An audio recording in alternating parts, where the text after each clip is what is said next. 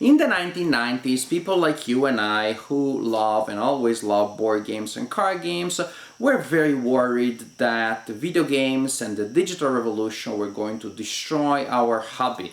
Now we know that's not the case. Social media that came with the digital revolution have brought a new sense of identity and community to people who love board games. Kickstarter has given us a new way of producing games. Online stores have made it possible to access more games than ever before. So actually now we know that video games and the digital revolution have turned out to be paradoxically a boon for our hobby. And also on top of that, we have had several board games inspired by video games, Bloodborne, Doom, and many other ones.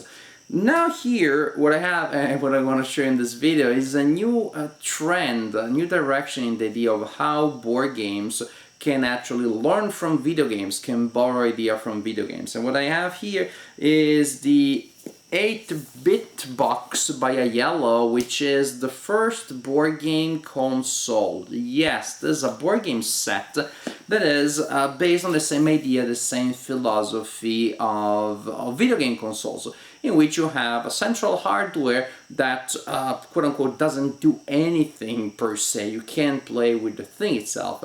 You need to load games in it, and then they will interact with that hardware, and they will create the game experience. So what's a board game console? As you will see in my main video, there's a set of components that represent the main console and that you will use in the 3 board games that come here. Each board game has a different set of components, but that is not sufficient because again you need to combine them with the central hardware to make them work. In a certain sense, imagine it's a set of expansions without the basic game that is being expanded, because each game is not expanding on the pre-existing game, but you still need something else outside of the individual game to be able to play the game. All games are incomplete, but they all make sense within the console. The game comes with 3 games that also are inspired by classic video games, as of course it only befits the theme. So what I'm gonna do in this video is first to show you the components of the so-called, so to speak, console, and then I'm gonna give you a quick overlook of the 3 games, and then I'm gonna share some general ideas and opinions with you in the conclusions of this video. Behold the first board game console. This is what the box looks like once you remove the protective sleeve, and well, you open the lid and what you see is 3 games. The console comes loaded with 3 games. There is here an empty box so that you have room for future games that you will add, and then we have the hardware, the main element of the console which you will use to play the games. The board games are not independent, they pretty much need to work in conjunction with the hardware. You have a set of joysticks, I should say controllers. If I say joystick, that totally dates me. These are used in all of the games, and they all have 3 wheels. One with arrows, as you can see, one with different symbols, and one simply with numbers, and actually colors in the background of those numbers. All of these things can be coded, that is, they can become elements of the game or not. Not all games use the same functions from the controllers, not all games use the same things, or they don't use them for the same purposes. Then you lift this up and you have a tray with other components. We have large white cubes, smaller cubes of different colors, and dice, from the classic 6-sided die to dice with other symbols or numbers and different distribution of numbers and modifiers, so that by using these elements and the controllers with what you find in the box, you will have different games. You will be able to perform different games, again, but with an overlapping of components. One of the games that comes loaded with the console is Pixoid. I think you will easily figure out what the inspiration for this game might be. Pixoid is played on a board which is made of 4 tiles that you place in a square. They're double-sided also, so you can experiment with different configurations, and then you have a frame that you build around that square. So that is used both to hold the board in position and also as a score track. Players will alternate here. Each player will take a remote, and one player will play the role of the Pixoid. Say this turn purple is the Pixoid, and the other players are playing the ghosts, the bugs, the monsters that are trying to catch the Pixoid. This is basically a game of programmed movement and bluffing. Simply enough, at the beginning of each turn, each player secretly plots the direction in which they want to move and the distance by which they want to move. This wheel here is not used in this game. So, for example, this is the situation. I reveal that as a Pixoid, I program this move, and then I move by 2 spaces there. The other players, as you can see, there is that little red dot there. That's a starting place.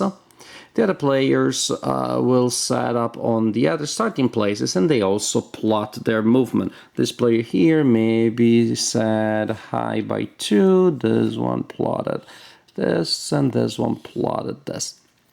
And then you continue like this, you repeat. Now, next turn the movements have been programmed, or this one, this one, this one, this one, and that's it. Now, the Pixoid is running around trying to survive for as long as possible, and also possibly to move onto or through these cubes and to collect them because they're worth points. Also, for each round in which movement is plotted and executed and the Pixoid is not caught, the Pixoid takes one of these 12 cubes from a general reserve. The round ends when the Pixoid survives for 12 turns and grabs out of the reserve, or when the Pixoid is captured. The game is over once every player played the Pixoid once, and at that point the player with the highest total is the winner of the game. Outspeed is a game of sci-fi racing. The players control these sort of flying cars, and they pick up resources along the way. They shoot them at each other. Probably you can think of some games that have a similar general idea. It is played on these 2 boards here. You have tokens representing your flying car, and of course you place them at the beginning of the race, at the beginning of the game. Then you have tokens representing resources that you may pick up along the way. Maybe you get some extra movement, maybe weapons to attack the opponent, and stuff like that. But the main heart of the game is this stack of tiles here. You shuffle it at the beginning of the game, and you place it right there where everybody can see it. Then each player takes a controller, and each player takes a number of fuel tokens, or those generic white cubes that come with the console. And pretty much you're good to go. In this game, you only use this wheel here and nothing else. Basically, each round you will select one of the symbols that are visible on the tile on top of the stack.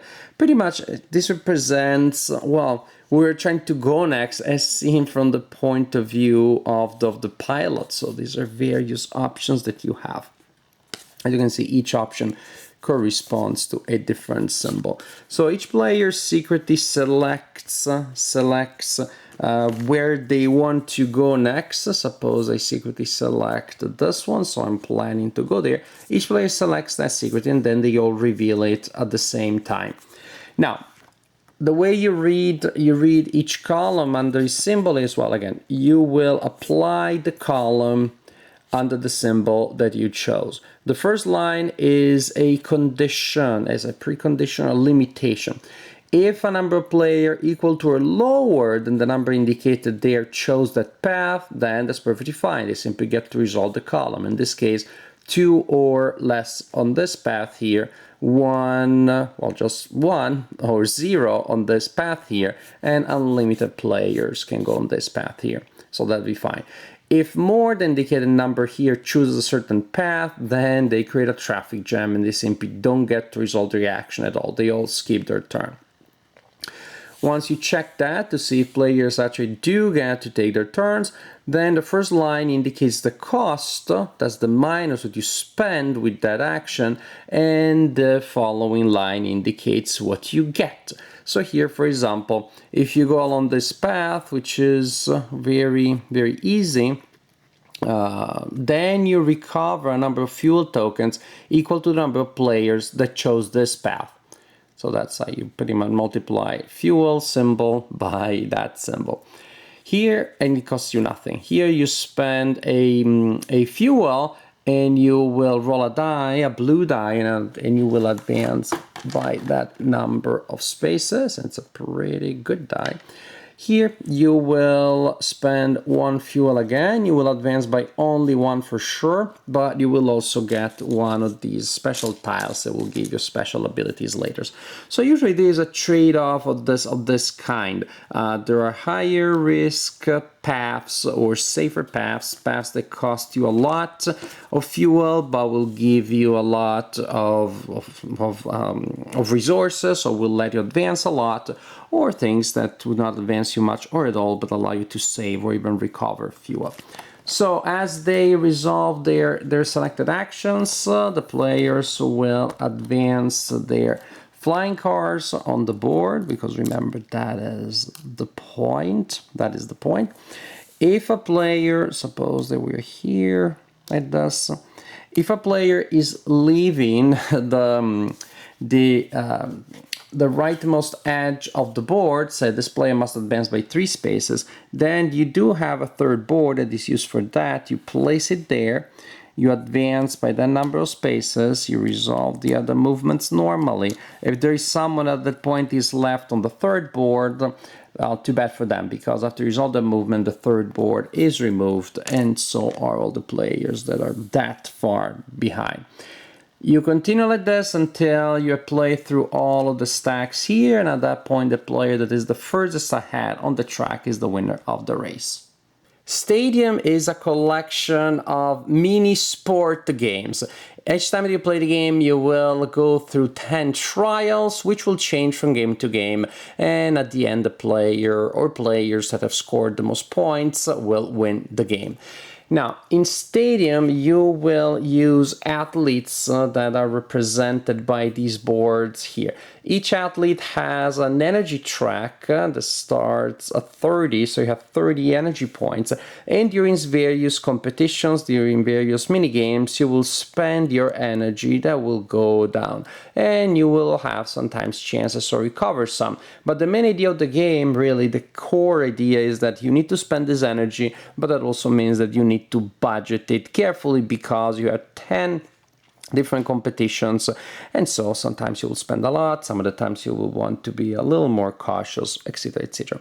Then each athlete also has a scoreboard here that you will use to record different things you may need to keep track of in different mini games. Basically, the functionality of this changes depending on the competition, on the mini game that you are engaging with at the present time. Then we have the main play area, which is this, I don't know if you call it a board, it is this representation of the stadium here. The main area is made of 10 tiles that you shuffle randomly from a deck of more than 10, and then you select 10 and you place them in a specific configuration. Here you have 2 generic competitions, and here you have 4 generic competitions. Here you have 2 recover competition, where you have a chance of recovering some energy, and you can see those identified by the stretcher. And then we have the podium that represents the final competition. Basically, each game will be, again, 10 mini games. You will flip the first tile face up. If you're not familiar with that mini game, which will happen the first time you play the game, again, there are just a lot of mini games in here, you simply check this manual here that will have a page of specific rules for each game. You resolve that game, you assign rewards for that, then you flip this next one, resolve that one, and you continue like this until all 10 mini games have been revealed and resolved, and at the point the player with the highest total is the winner of the game. Speaking of cool idea, since we are doing sport here, and this is sort of like an Olympic competition, the the rewards are assigned as medals. In some competitions, one athlete will win a gold medal and that will be it. Then the team of that athlete will get a medal, and you record that on the scoreboard of that team. Other competitions will have a gold, a silver, and a bronze available. So maybe this time in a competition, this team won a gold and a bronze, and the other team won a silver. So I like that. And at the end of the game, each gold is worth 4 points, each silver 2, and each bronze 1.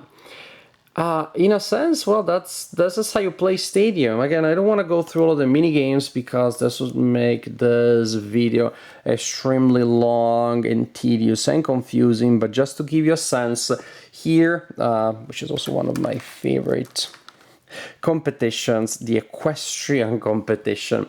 Well, all players are starting here. Basically, that marker indicates the position of the players, the athletes that are still in the game, and you're trying to cross that obstacle, which is a 3. You bid a number of energy points secretly. Say this athlete bids 1. Everybody bids that, everybody reveals it, everybody spends that number of points on their scoreboard, and then each player rolls the green die, numbers 1 to 6. You add the energy that you spent to what you rolled here, and if the total is equal to or higher than that obstacle, you're still in the competition. Suppose that here I spent a 1 and I do roll a 1, then I'm not in a competition anymore. I place my cube here to record that, well, that's where I failed. And now players will be bidding and rolling, trying to get 4 or more, and the ones that are still in the competition 2 or more, and maybe here somebody fails, and so we place them here. And so basically you will assign medals based on how far people went on this. It's a very simple game, but well, it's about also budgeting things in the long run, in the long term.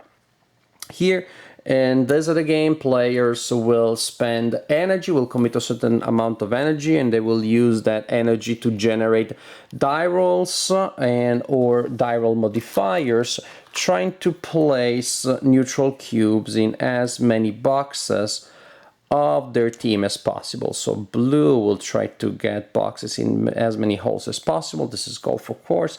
And red will also try to get cubes in as many red spaces as possible. And that's how you determine victory, which in this case goes to the red team if this is the situation at the end of the minigame. Here, players will use the remote, will use the controller to choose if they want to participate to beach volley or if they want to rest. All that is the rest, regain 3 energy points. All the other athletes will spend points, you total the points that have been spent, and the highest total will win. And this is pretty much how you play all of the games. Again, as you can see, these games will give you a chance to recover. Play like this through all of the 10 mini games, and at that point the team with the most points generated by their medals is the winner of the competition. I like the general idea very much, and I like it more, I believe, than just because of the novelty value. I mean, I was just enchanted when I saw this idea, board game, a console made of cardboard. But of course, if that's all that there is, I could just buy a fake toy that represents an old Nintendo console. Here, what we have is not just the novelty, but something that I believe has true potential, because now we can in fact have more games. We can in fact have more games that are released as expansions, as single programs, as single new games to add. That of course can be produced less expensively and so sold for lower prices. In fact, I really hope that in the future we will have simply, you can go online and buy a Ziploc bag with the components to play another game in the series, which will also make it easier, to store it in the not so much extra space that you have in the original box of the console. So there is that practical advantage, and simply, and I kid you not, components matter, of course, in the way components design the experience. So having a game inspired by a video game, a board game inspired by a video game that has that video game flavor, and that you are controlling, that we are programmed with a controller, is particularly fascinating to me. It just gives a different flavor from a general programming game. We have tons of programming games, some excellent ones, some not so much.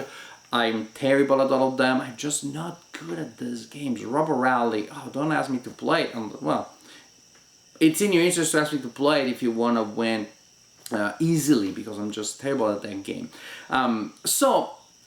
True, we could have other programming games, but here there's a certain thematic consistency that goes with the theme, with the shape of the controller. That is to say, yes, in the future I could just buy other mini games that come out independently. I could just buy any small programming mini game, but actually the idea of loading more games in the console or playing a game about video games with appropriate thematic controllers, it is just fun. Somehow it just gives that extra level, that extra little bit of extra fun, which is not really justifiable necessarily in terms of like how deep the design is. And sometimes fun is just that. There is a fun component that could be gimmicky, maybe even is gimmicky, but for some reason does not feel that gimmicky, and I'm happy about it. So I'm happy about the general idea, and I really want to see where it goes. I really want to see what kind of games we can have. I hope we're going to have some 2D scrollers about tournaments between different characters, different exotic characters that fight against one another. You probably know what I'm hinting at. The possibilities are considerable. As for the actual games that we find here, the first one, the Pac-Man inspired one, is probably the weakest in my opinion. It is a little too bare bone programming. It's really like old school Robo Rally, made easy. I actually am not as stable at this one as I am at Robo Rally, but it's just a little too basic, a little too obvious. Yeah, there is the bluffing element, there is the planning ahead, but there are also some turns in which you're just moving boop, by 2 spaces, and it's fairly anticlimactic. So, it's not bad. If you never played a programming game, that could be a good introduction to the genre, but per se just feels a little bit bland, not very flavorful. I like Outspeed much more, because somehow it does give you the sense a little bit of a race. It is basically again a budgeting game, a bluffing game, trying to figure out things, bluffing and deduction in a certain sense, not in the classic sense of like logics, more like I think that person will do this. And of course you get it wrong and you get stuck in a bottleneck, etc, etc, etc. If you look a lot at those cards with your programming, it can feel just a simple budgeting game, but actually, if you also look at the board where the cards are actually moving, and you think about the components thematically, I didn't find it all that hard to see the race behind the simultaneous secret committing to one path rather than the other. To me, however, Stadium takes the headlines. It is the crowning jewel of the set. To me, Stadium is a perfectly legitimate game. If they had printed it not as a mini game, but had made it as you know, in a larger box with larger components, sold as, you know, just its own game, like you have here, I wouldn't have felt, what, this is just a stupid mini game that has been inflated. It's a legitimate game. And to me, that's worth the price of admission. And yet, again, yes, it is just about budgeting resources. It's just about committing resources. And yet, to me, it really works. The fun and variety of all of those mini games, the problems that you have between risking in investing a lot now, and of course depleting your athletes for later, or committing not so much now, saving energies, but you don't know exactly what kind of competitions are gonna happen next. To me, all of those things are really cool. It really creates this nice tension between the tactical problem presented by the present minigame and the strategic element of budgeting your energies over time. And I like the variety. For some, there will be a problem and a minus that, you know, each time you have a new tile, the first game or two or three, you're just going back and rereading all the rules to everybody, especially if you have new players. But all the rules of a minigame are single page, not that big of a page. We had a player that was kind of like lost. The fact of having to play a different minigame each time, she really did not adjust well and did not enjoy the experience, alas. But I had a blast. I had a blast every time that I played the game because I like the challenge of having to pretty much refigure out my strategy every time. Maybe I like the athletes to be different from one another, but I see how it would be terribly difficult then to balance the game across a range of games that may or may not occur and may occur in any order. But if there was any way of giving a little bit of personality to those athletes, that would make the game even better. But as is, to me, that is a really, really good game. I love Stadium. I enjoyed the other ones to different degrees, but in general also I really, really enjoyed the general idea. I'm curious to see where Beatbox goes next. I think it's a great idea. I think it's an idea with a lot of potential. I hope that it is treated by the designer and the publisher with quote-unquote the respect that it deserves, and that the players too, that the players don't just see it as just a novelty item, as a gimmicky item, because it could be, but it doesn't have to be. I don't think it is right now. I think right now it is a legitimate set of games, and I think it can be really cool and really interesting in the future. So I'm very curious to see where 8-bit Bucks will go. For now, I'm pretty pleased. I'm pretty pleased with the basic console and most of the games it comes loaded with.